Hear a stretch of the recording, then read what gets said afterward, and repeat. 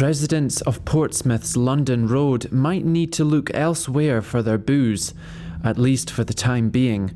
The licence at Liquorland has been revoked following a council hearing. The owners are accused of a string of breaches.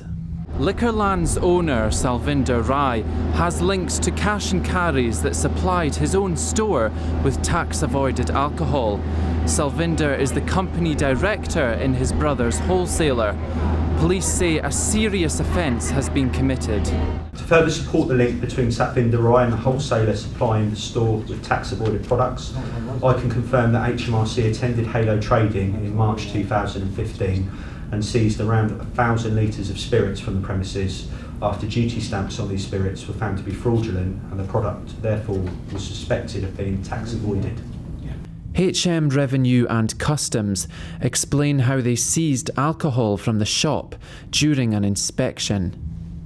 First thing I saw near the sort of door was 6 bottles, which there was a badly glued label on the front and no labels at the back.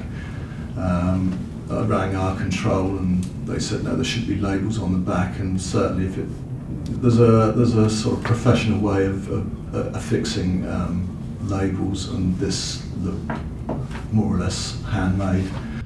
The owners and their solicitors didn't want to appear on camera, but they've defended themselves.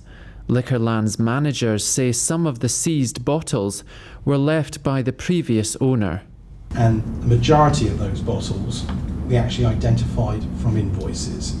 There were a small number that we couldn't, and we can only assume, because of the nature of the bottles, they weren't everyday lines, that they were in fact left over from when Mr. Salvinder Rai bought the business from the previous owner, Mr. Eddy, in August of 2013.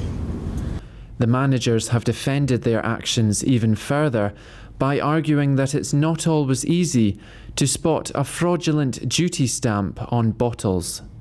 A reasonable retailer may not be able to see that a duty stamp is fraudulent, and if there's a provenance and due diligence, then that means that they've probably acted okay. So you have to look at that too. But there's also evidence that drinks were sold below the minimum prices set under licensing laws. In Mr. Rai's Liquorland store, we found products on sale below cost plus VAT, as previously detailed. In addition, some of these products were also known by us to be not for the UK market.